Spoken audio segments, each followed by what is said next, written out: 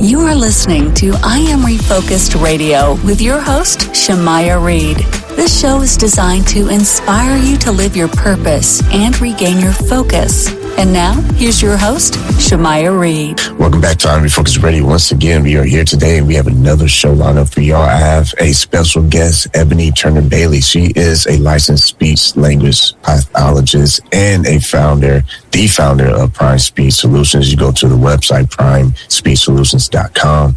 But we're going to learn all about the backstory, how she got started. She is a graduate of Teachers College at Columbia University, and she also is deeply passionate about helping families understand, navigate, and advocate for their children's communication needs, especially when kids are misdiagnosed, diagnosed late, or overlooked in school evaluations. I want to cut right to the chase and say, welcome to the show, Ebony. How are you doing?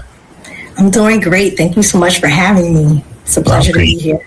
I appreciate you being here, especially on Sunday. I know we all do church either super early in the morning or a little bit later, or if you don't do church at all, hey, happy Sunday to you. This is the first time for I'm Refocused Radio recording on Sunday because high demand. So I want to say thank you so much for clearing your schedule on Sunday because I know everyone uses it as a rest day. So appreciate your time. So let's start with your background. Tell our audience, what was it like getting your training at Teachers College, Columbia University? How did that help shape your insight and your perspective on how you help families today? And just give us the scoop on that. So at Teachers College, it was a really great experience because I got to dive into, since this was a graduate school program, I got to dive into doing what it is that I do, or close to it, every single day. And we got to travel to Ghana I got to travel, one of the students who got to travel to Ghana to be able to work with families and actually do what I do, practice, create materials in real time, short notice, out of just markers, paper, tape, and we help those families, even though some of them may not be able to communicate in English, the language we were speaking. We were able to use a translator and create images and, with the help of the translator, some words to help them to work with their child to be able to communicate and use pictures to express themselves. So that was one of the things that really shaped my whole thought process on this. Like, I really love this. Throughout that experience at Teachers College, and through all students who go to grad school, they also have to do practicum as well. So we also do real world, but in your local community or in towns near you. And so we work with adults, children, whatever your interests are. And those were other opportunities where it really shaped who I am today and my passion for what I do. I was able to work in the VA hospital, local schools, and private practice, and all of those experiences really kind of defined who I am and my love for this career. You think about the importance of involving families and considering cultural context and supporting children with communication disorders.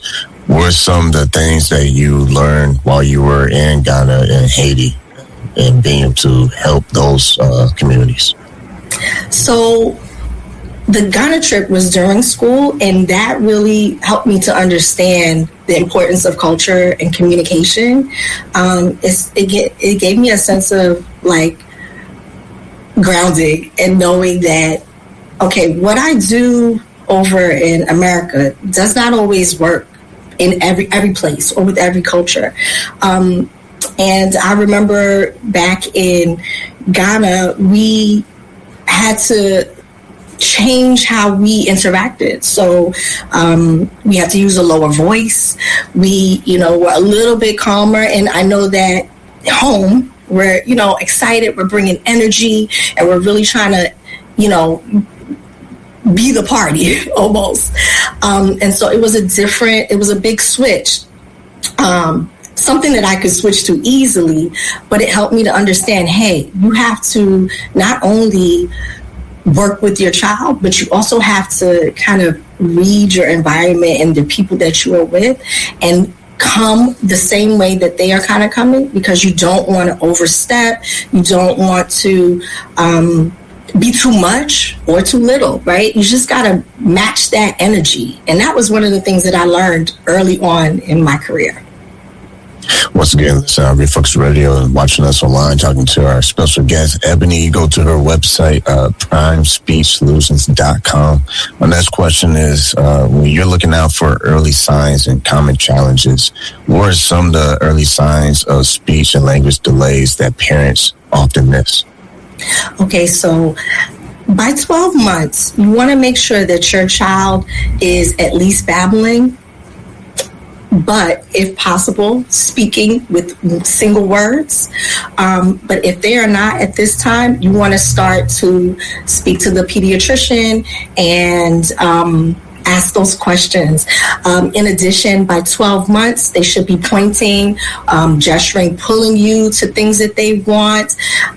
They should also demonstrate joint attention. So when they are playing with something, they should be also looking at that caregiver or that person they're playing with as if to say, do you see that? Did you see that? Like if they popped it, and did you, And so that form of eye contact and eye gaze and that little triangle of nonverbal or even verbal, maybe they're, babbling at the same time, that is an early sign. And if a child is not doing that around the age of 12 months, that is another thing that you want to communicate or show a concern for.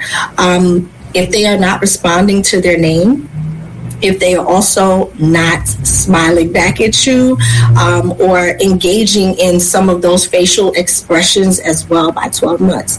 By around 2 years, I'll just push it back. So by 16 months, children should be starting to say consistently single words, but then also start to go into saying 2-word utterances or phrases. So by 2 years, if they're not saying 2 words or simple phrases, this is another time that you want to contact that pediatrician to get some support or to understand where to go next. You should also look to see if any of the things that they mastered previously has regressed or it's no longer there. This is also a red flag. Something is going on and you need to make sure that your child is still meeting those milestones. And then by 3, your child should be using sentences to communicate. But again, if they're not and they're still at, babbling or they're still saying less than a sentence or 2 to communicate, then you really want to speak to someone because your child is not meeting their milestones and there might be something else going on. What do you think, speaking of red flags, when you think about communication challenges in children, when you look in those who are dealing with autism and neurological issues, are there any things that concerns or should concern a parent, whether it's lead to late or misdiagnosis, because that can be an issue as well? So a lot of those things, they go across the board for whatever difficulties, because many of those things are just developmental milestones. So if your child is not meeting it, then it could be anything that's causing the issue. It could be autism. It could be some other disorder. But if you get it early, a lot of times with the support of, other professionals or even parents doing some of the additional strategies that we suggest at home, you can circumnavigate. You can kind of reduce the deficit for your child. So it doesn't matter whether, your child doesn't have to show those delays and be autistic or have autism, but it does say that, hey, there's something wrong. It could be expressive delay where they're just a delayed speaker. It could just be a learning delay overall. And so remember, kids very early on, everything they learn is through listening and repeating. So, they're not able to read at this point. So you really need to look at some of those signs so that they can get to the point of reading and writing and all of the things later on. But they need those early developmental skills put in place before they can do anything else. People talk about being an introvert versus extrovert. Yes. If a child is more quiet than other children, is that something to also worry about too, or not really? So yes and no, because sometimes it could be a personality trait, but also it could also be signs of selective mutism. So you have to look at when and where your child is quiet. Are they quiet when they meet all new people? Is it for an extreme amount of time? Are they quiet, but they still say their wants and needs to other caregivers, teachers, or whoever they're with when their parents are not around? Or are they quiet and they don't even say, hey, I have to go to the bathroom, I'm hungry, I hurt myself? So they need to be able to express themselves. And if they're not, then there may be more than just an introvert quality. It may be that your child might be showing signs of selective mutism or something else. And just to explain, selective mutism is an anxiety-based disorder. And so while it is speech, it is also a little bit more. And so they may need a little bit of attention from professionals to get the help that they need to be able to express themselves. Because as a parent, you want your child to be able to advocate for themselves as much as they can at their age and cognitive level. Once again, let's Refocus Radio, watching us online, talking to our guest today, Ebony. Go to her website. She is the founder of Prime Speech Solutions. Her website's primespeechsolutions.com. When you think about advocacy, parents who are listening and watching us, what are some good steps that they can take to effectively advocate for their child during school-based evaluations? Okay, so one thing I like to tell parents is always go to the meeting with a friend, a family member, somebody, so you feel supported. And so somebody else can take in the information just in case you miss out. You always want to know what it is that your child is doing that is good, like positive things, before we start off with all of the things that your child is not capable of doing. Whatever they tell you, you also want to know, how is the support programs or the things that are being put in place, how are they going to help my child get to the grade level, meet the goals for the year? How is this going to improve their behavior, whatever it is that they need support in?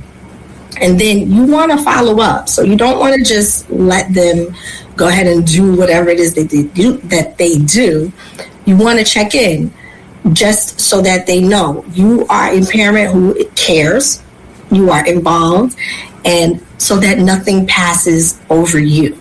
Okay, so, and also you want to be able to come and speak to them and feel comfortable enough to come and speak to them when there are changes going on for your child that you need addressed, because you need to also know, are those changes happening at school, and how's your child performing under those changes, and if they need to help and provide additional supports.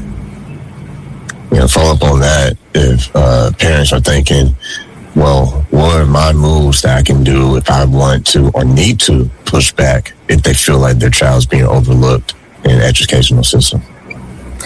So again, if you have that relationship with those teachers, a lot of times the teachers will be looking out for your kid. But sometimes I've come across, when I used to work in the school system, I came across parents who just didn't feel comfortable, from even when they were growing up, going to school. So, you have to look past that feeling of fear, but you also have to look for, I need this for my child. My child needs this to be a better person. And so finding that teacher that you do feel comfortable with is great. Again, if you don't, finding someone who can come and support you while you go and you speak to someone at the school, because sometimes you just need that presence of another person. And then even if your child gets services outside of school, perhaps speaking to that professional to come and support you while you engage or have those conversations with the school staff, because they might be able to ask those questions that you're not able to develop and verbalize or express, right? And they might support you in that way so that your child is not missing the support tools that they need for being successful in school. You also work with adults on professional development and communication skills. What does that look like on that side of your work, and what's some things that people can appreciate having knowledge that you're able to help them on that professional development? So I help professionals with accent reduction or modification who may want advancement in their career and may feel like their accent is hindering that advancement. I also help professionals with social interactions at work, as well as helping them with interviewing skills or practicing their interviewing.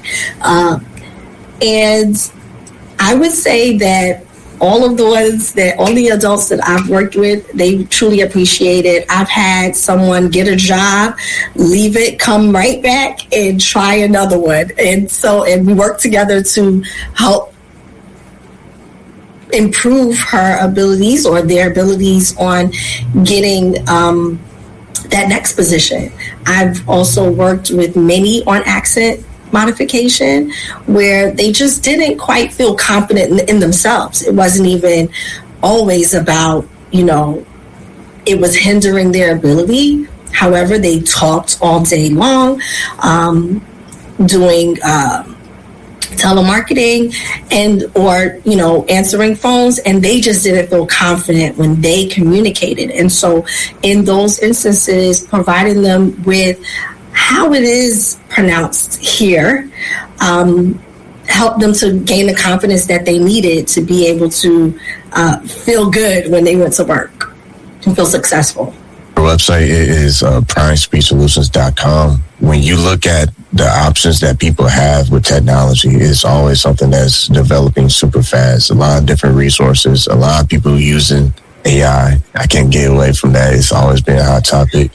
What are some things that you feel might be useful or, maybe put some caution on? So I would say, this is a good question. The caution, I think, should be on too much use of just simple screen usage, especially at young ages. For little ones, they really need that human interaction. They need the relationship between them saying ball, them holding a ball, and drawing the connections there. And while they might see that on the screen, it's almost like passive learning for them. And so while you're giving them some educational content, because they're not interacting with it and they're not seeing like real facial expressions and real responses and language that is used in their household commonly, they're not drawing any connections, and there's sometimes a big disconnect. And I do have a number of parents who come and they ask me, my child is not speaking. And, then I'll ask very simply, what does your child do for much of the day? And they'll say, yeah, he watches the shows on maybe YouTube or something like that, or he watches his tablet. And so, or his caregiver at the time, she doesn't quite talk to him as much as she should. But, they just go there 1 or 2 days a week, and then, they go to daycare the other days. So that direct interaction is what children thrive on. It's how language grows.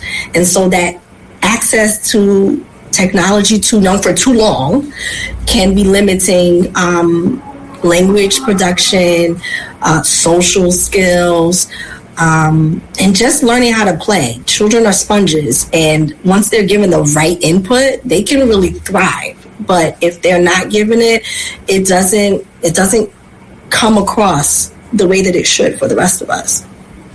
So I would say that, yes, because majority of the people I work with are little kids, and so a lot of times that is our biggest hurdle to overcome in inputting more real-time language and getting them to, interact and engage. Once again, that's R&B Focus Radio. Listen to us. Go to our website, rnbfocusradio.com, to catch this episode. We're talking to our special guest, Ebony. She's the licensed speech language pathologist and founder of Prime Speech Solutions. The website is primespeechsolutions.com. Our next question before we wind down too fast is we look at resources and broader impact. You look at how sometimes in underserved areas, how can families find trust in not just speech therapy resources, but also what role can they play into making sure that their kids are actually making progress? Okay, so I am a part of an organization, ASHA, and most, if not all, speech therapists are. You can always go there to understand developmental milestones for speech and language development. That is, Mayo Clinic is also another one. And they provide you with real supportive information, and parents should go there if they want to know more. Or feel that I'm messing up. Hold on. Can you re-ask the question? I'm sorry. No, you're good. No, you're good. Basically, I was saying when it comes to resources and broader impact in underserved areas, how can families find trust in speech therapy resources, and what role can they play to make sure their child's making progress? Okay, so you can go to asha.com and get those resources. That is trustworthy and gives you information on a child's developmental milestones, not only in speech and language, but other information as well. You can also go to Mayo Clinic. That also provides with developmental information about children. And for underserved populations and everyone, because really development is development overall. I appreciate that. When you had time to reflect on the work that you've done throughout the years, what's one key message that still kind of surfaces up for you that you find is a great actionable step for families to take when it comes to making sure that their child's communication needs are met? I love to tell families, if you could spend just 15 minutes, undivided attention, no TV, if you have other little ones, put them to the side, find something for them to do, and you focus in on that one that needs that extra input of language, and just really give them that one-on-one attention where it's their world and you're playing on their level with the things that they are interested in and the way that they are playing. So you're not pushing forward your agenda in play. If they're throwing the toys, you're throwing the toys too. and maybe you can put a basket under it so you can say, oh, this is cleanup, right? Like, so you can develop it in a way so that it's not messy play, or it feels comfortable to you. But really, I find that when parents do that, they see a huge difference in their child, and they gain a connection that they may not have had before, or continue to build on the connection that they've already formed. Well, you've been listening to Refocus Radio, and you can catch this interview on refocusradio.com, or subscribe to our YouTube. I have never plugged our YouTube like that. So go to our YouTube channel, Refocus Network, and you can catch this video and shorts and other content as well. We've been talking to Ebony, founder of Speech Prime Solutions. Go to her website, primespeechsolutions.com. If you have one last message for our audience, maybe a call to action, additional resources, what would you want our audience to know? Parents, always think about your child and what you want them to do to be successful in the world. So when you do that and you put that first, then your child is going to thrive. But you got to remember that you need to look at where your child is, and then find those supports that your child needs to be successful, and those people that are going to make your child's life a better one, if it's not already. Well, like I always want to say to you, Ebony, thank you for your time. Thank you. It was a pleasure today.